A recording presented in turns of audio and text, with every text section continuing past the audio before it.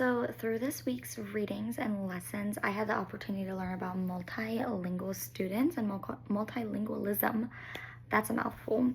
And languages. The development of language is fundamental to the instinctive human need to communicate.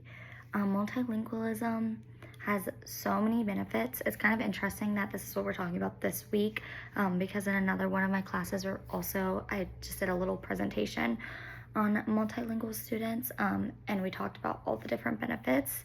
Um, it's so often that teachers take a deficit perspective or a deficit based approach, which is basically viewing multilingual students' culture, language, and all of that sort of stuff um, more of like a hurdle or something to overcome, when as teachers we need to be taking an asset-based approach.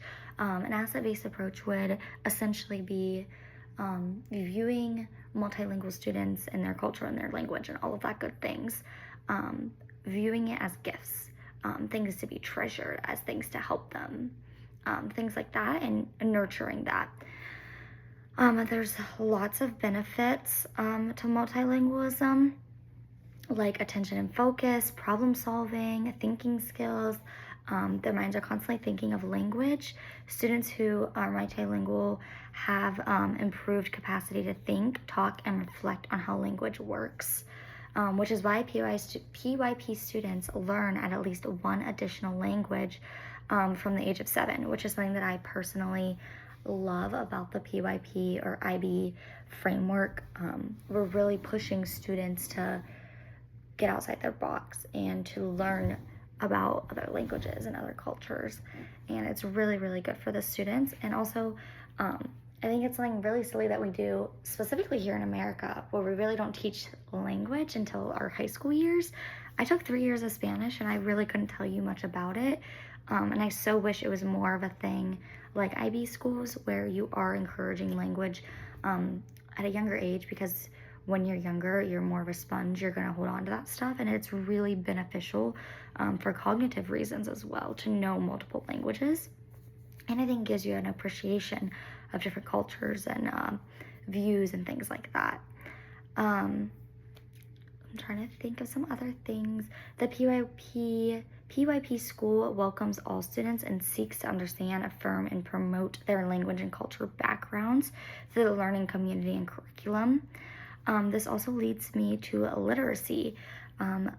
Multilingual students and literacy directly correlate. Literacy gives a deeper understanding of community and language and creativity. And might I add that it's a great outlet for expression for all students. So I also really appreciate that IB framework really promotes that. And then I'm trying to think, as far as our readings, I'm really just making a lot of connections to my other class that I just did a presentation on, which had a lot to do with assets based.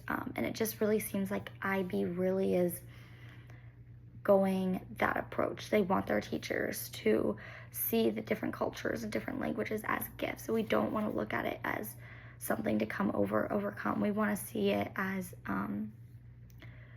something special, something to treasure. We want our students to not feel, I guess, embarrassed about their home language or their culture. We want to upbring that and use it as a gift and show them why it is so, so good and so, so important and rich to have all those additional things. So that's what I learned this week.